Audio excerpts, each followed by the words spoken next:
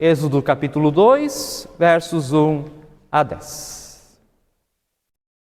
Escolhida para o Dia das Mães. Um homem da casa de Levi casou com uma mulher da mesma tribo. A mulher ficou grávida e deu à luz a um filho. Vendo que o menino era bonito, escondeu-o durante 3 meses.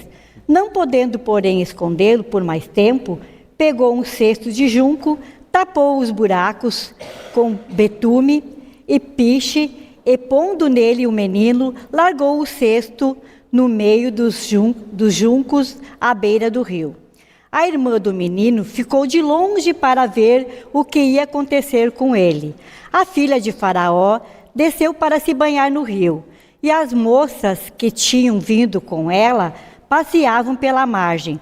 Quando ela viu o cesto no meio dos juncos, mandou que uma das criadas fosse buscá-lo.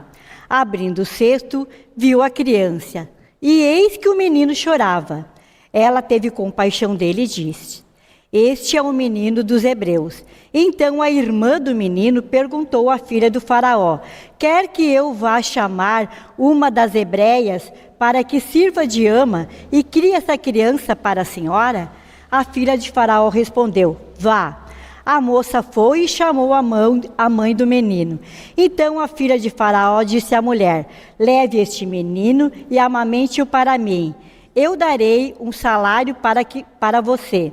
A mulher pegou o menino e o criou. Quando o menino já era grande, ela o levou à filha de Faraó, da qual ele passou a ser filho. Esta lhe deu o nome de Moisés e disse: "Porque das águas o tirei." Muito obrigado, Vera, pela leitura bíblica. Lâmpada para os nossos pés é a palavra de Deus e luz para guiar os nossos caminhos. Amém. Que a graça do Senhor Jesus Cristo, o amor de Deus, o Pai e a comunhão do Espírito Santo estejam conosco. Amém. Irmãos e irmãs, mães, Dia das Mães. Mães de sangue, mães que adotam crianças, mães que representam afeto, amor, ternura. Temos em nosso mundo também, por situações diversas, pais que precisam ser pai e mãe de crianças, onde muitas vezes, a mãe já não está mais presente e o pai precisa então ter também essa função. O Dia das Mães. Mães que enfrentam suas lutas, mães que enfrentam os seus desafios, mães que vão em frente com coragem, mães que seguem seu caminho com fé, mães que seguem seu caminho com perseverança. E estas marcas são as marcas de uma mãe da Escritura. São as marcas de uma mulher da Palavra de Deus, cujo filho teve uma missão fundamental e importante na história do povo de Deus. A mãe é esta aqui. Talvez pelo contexto da imagem, muitos até já vão saber de quem ela é mãe. Mas antes de nós revelarmos o seu nome, porque sim, o nome dela está nas Escrituras, eu gostaria que nós olhássemos um pouco para esta pintura e refletíssemos sobre essa cena. Descrevo um pouco, porque talvez está um pouco embaçado, uma mãe que precisa colocar o seu filho dentro de um cesto, à margem de um rio. O que o olhar dessa mãe nos diz? Podemos falar, e todas as respostas são importantes, valorizadas e válidas. O que o olhar dessa mãe nos diz? Como se ela estivesse olhando para Deus, tristeza, olhando para Deus para cuidar da criança. E que mais? Apreensiva. Vamos fazer o seguinte. Às vezes a gente sente o que o outro sente com a empatia. O que é a empatia? Se colocar no lugar. Se coloca no lugar dessa mãe nessa situação. O que você sente? Dor no coração? Angústia?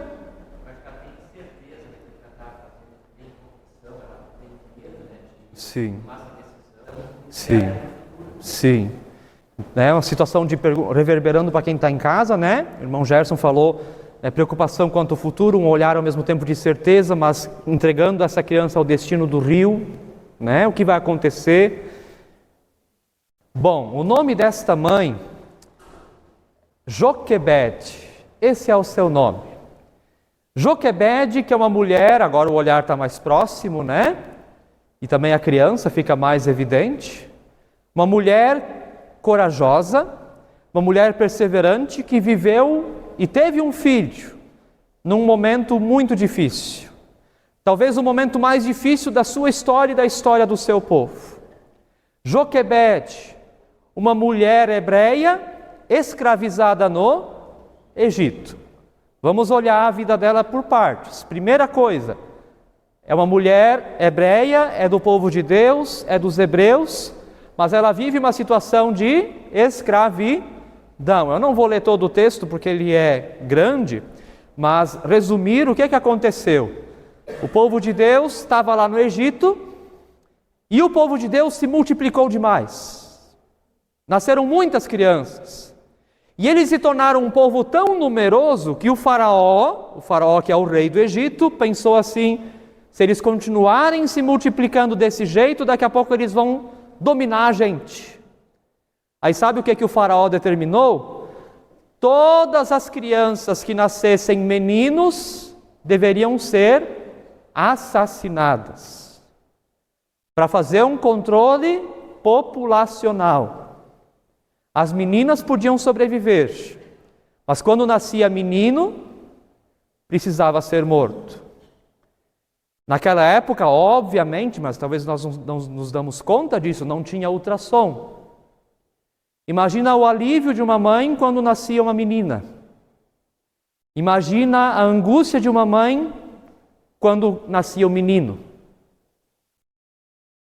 Nesse contexto está Joquebede, de escravidão, um contexto de morte. Aliás, é bem interessante, a Bíblia tem as histórias conectadas.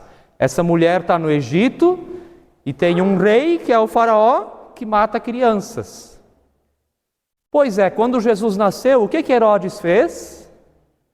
Determinou a morte dos meninos, para esse rei também ser morto. E para onde é que Maria e José fugiram? Para o Egito. Olha as ironias da história. Essa é a situação. Imagina essa mãe ter esse filho, num contexto que já é difícil, que é de escravidão. O que é a escravidão? Ontem a gente até falou da história de Joquebede na Tarde Kids. Aí alguém perguntou, né? Eles ganham por aquilo que eles trabalham? A pessoa escrava ganha por aquilo que trabalha? Não ganha nada. Só tem que trabalhar. Já era essa a situação. Aí ainda por cima tem essa lei agora que determina a morte de crianças. Imagina esta mulher grávida e tendo um filho nessa situação. Joquebede, mulher hebreia escravizada no Egito, que é engravida em um momento de normalização da violência. O rei do Egito deu uma ordem às parteiras hebreias, das quais uma se chamava Sifra e outra se chamava Puá. Ele disse: quando vocês servirem de parteiras mulheres hebreias, verifiquem se é menino ou menina. Se for menino, matem. Se for menina, deixem viver. Então o faraó deu a ordem a todo o seu povo, dizendo: joguem no rio Nilo todos os meninos hebreus que nascerem, quanto as meninas deixem viver. A violência naturalizada, a violência normalizada e institucionalizada de cima para baixo na sociedade.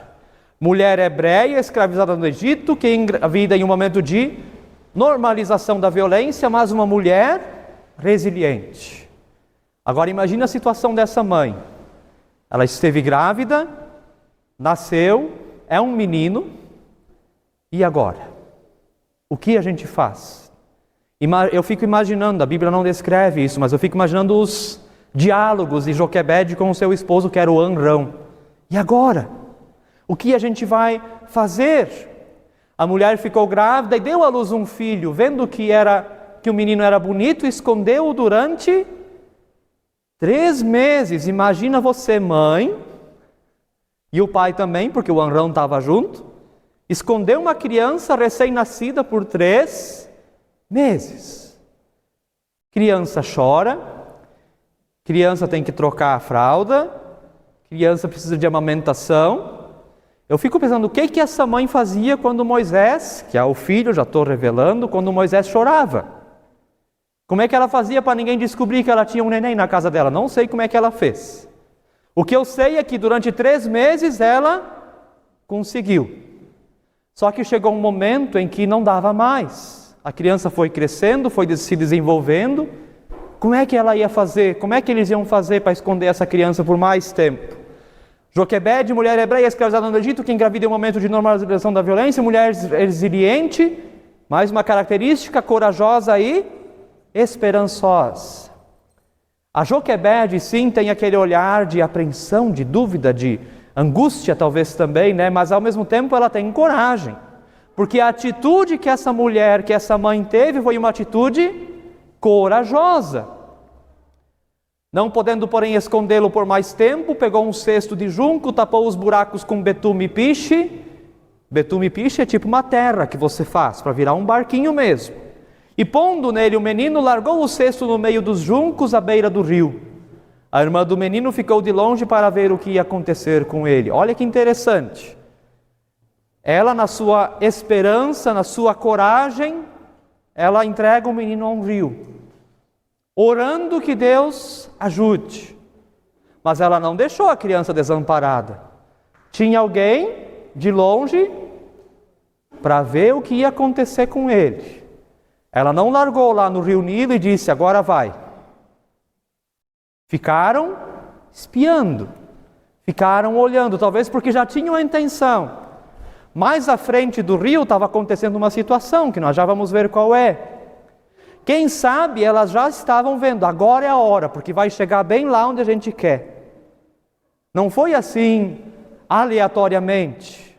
O momento foi bem escolhido, a hora foi bem escolhida.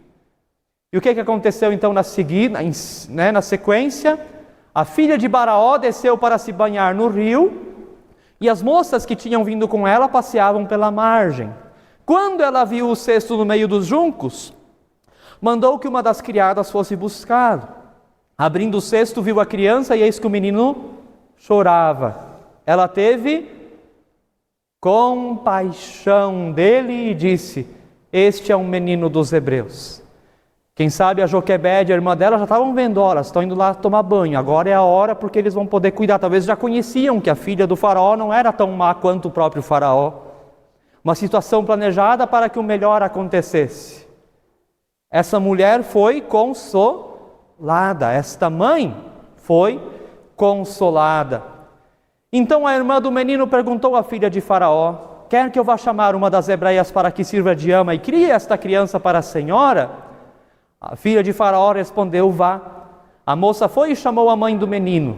Então a filha de Faraó disse à mulher, leve este menino e amamente-o para mim, eu darei um salário para você. A mulher pegou o menino e o criou. Quando o menino já era grande, ela o levou à filha de Faraó, do qual ele passou a ser filho. Esta lhe deu o nome de Moisés e disse, porque das águas o tirei. Percebe como não foi assim só soltar no rio e pronto? Tem todo um planejamento por trás. Elas colocam Moisés no cesto de junco, no rio, no momento que a filha do faraó e as suas servas vão lá tomar banho. E quando a filha do faraó, que é a princesa, recolhe a criança, a irmã do menino vai lá conversar com ela. Tem uma mulher aqui dos hebreus que pode ajudar você a criar essa criança. Quem é a mulher? A própria mãe do menino. E assim esse menino está em segurança, não vai ser assassinado, ao mesmo tempo em que a mãe pode amamentar o menino, pode cuidar, pode criar o menino. A inteligência desta mulher, a inteligência desta mãe no momento de crise. A gente talvez, quando a gente olha o texto de maneira superficial, a gente pensa, nossa, mas que mãe cruel, abandonou o filho à margem do rio, por que ela não ficou com ele mais uns meses? Como é que ela ia criar essa criança mais uns meses? No momento que eles estavam lá tomando banho, ela solta no rio. Quando eles pegam a criança, a irmã da criança vai lá e diz, tem uma mulher ali que pode cuidar da criança. E ela vai lá e cria então essa criança. E assim Deus age na história. Por quê? Porque esse menino é Moisés. Moisés, cujo nome significa, porque das águas o tirei. Você conhece alguém com o nome Moisés? Então diz para essa pessoa, o teu nome significa, pois das águas o tirei. Aí a gente não precisa aqui continuar a história de Moisés, porque você sabe, né? Só falando bem rápido e mencionando, quem vai ser Moisés? Lembra do Mar Vermelho, que se abriu, o povo passou? Lembra os 40 anos no deserto peregrinando e Moisés orando pelo povo diante de Deus? Quem é que recebeu as tábuas dos 10 mandamentos? Moisés. Olha como Deus agiu na história de uma mãe e de um filho, para que as promessas se cumprissem, para que aquele povo que estava escravizado pudesse ter libertação, pudesse ter um novo horizonte, esperança, uma nova perspectiva. 400 anos eles ficaram escravizados. Mas desta mulher corajosa, desta mãe corajosa, veio o libertador, veio a esperança. Esta é Joquebede, esta é uma mãe tão corajosa. Quais são os ensinamentos do drama de Joquebede? Vamos lá. Hoje muitas mulheres continuam a viver em um mundo onde sua força e sua voz são diminuídas. Mães, como era a situação de escravidão naquele momento. Ela talvez não tinha voz pela situação da escravidão, mas ela teve força, coragem, esperança, resiliência para fazer a diferença. Ainda há tantas mulheres que criam os seus filhos em zonas de guerra, em situações de pobreza e opressão, sem acesso ao básico da saúde, e precisam encontrar maneiras. Imagina nesses lugares agora onde tem guerra, como é que essas mães criam essas crianças? Tem que ter coragem, assim como a Joquebede. Acho que uma das características mais importantes dessa mulher foi criatividade. Ela teve criatividade para resolver uma situação. Quantas mães hoje têm que ter criatividade para conseguirem criar os seus filhos? De muitas maneiras. Mulheres com resiliência e esperança que entregam tudo nas mãos de Deus. Ela entregou a criança. E agora vamos ver, está nas mãos de Deus. Deixar nas mãos de Deus. Tantas mulheres sofrem anonimamente com violência doméstica, com o desprezo, com desigualdade, como era naquela época. Tem coisas lá de trás que continuam bem atuais. Mulheres que sofrem silenciosamente com assédio, violência e abuso. Mulheres que carregam as marcas emocionais de uma vida difícil. E uma coisa bem importante sobre isso tudo: a luta das mães não é só das mães. Os pais precisam entrar na arena. Precisam entrar junto, dizendo: mulheres têm dignidade.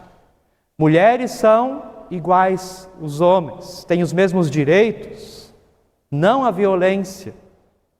Essa não é uma luta só das mulheres. Os homens têm que entrar nessa luta junto, nessa luta por esperança. A luta das mulheres não é só das mulheres, mas também os homens precisam se engajar na luta, que é uma luta pela dignidade humana. A contribuição masculina está especialmente em ensinar os filhos meninos sobre o respeito às mulheres. Hoje é o Dia das Mães, mas deixa eu dizer, papais, a maneira como você trata a sua esposa ensina o seu filho como ele deve tratar as mulheres. Se você age com respeito com sua esposa, você está transmitindo respeito aos seus filhos. Se você age com violência no lar, que não precisa ser só a física, tem a física, mas pode ser verbal, pode ser emocional, o que você está transmitindo aos filhos? Os homens também precisam entrar nessa luta. A partir das lições de Joquebede, queridas mães, para a gente terminar, vocês são o maior símbolo do significado de afeto humano. O que é afeto humano? O que é amor ao próximo? Olha para uma mãe. Pensa, nós somos envolvidos na ternura de uma mãe por 9 meses, ou menos se nasceu prematuro. Isso é afeto. Isso é ternura. Vocês são símbolo de resiliência, vocês simbolizam esperança. Vocês são chamadas por Deus para criarem seus filhos com cuidado e amor, que não significa deixar fazer o que querem. Amor não é deixar fazer o que quer. Quem ama, preserva, cuida, ampara.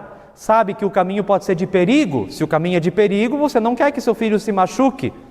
Então, amor não é deixar fazer o que quiser para que se machuque. É cuidar, é preservar, é ensinar. Criem seus filhos, também as mães, ensinando o respeito às mulheres. Joquebede foi uma mãe forte, uma mãe resiliente, uma mãe esperançosa, mãe que inspira as mães a seguirem o seu caminho com fé, esperança e amor. Queridas mães, sigam os seus caminhos, como Joquebede, com fé, esperança e amor. Quer conhecer mais a história desta mulher? Lê lá na sua casa, livro de Êxodo, capítulo 1 até o capítulo 6. Você vai ter toda a história desta mulher tão corajosa, tão resiliente, tão criativa, que diante de um problemão, que não conseguimos nem mensurar a dimensão, em que o seu filho corria risco de vida, ela teve criatividade para planejar uma saída que deu certo e onde depois os planos de Deus se cumpriram. Sigam com fé, esperança e amor. Amém. Convido aqueles e aquelas que podem a se colocarem de pé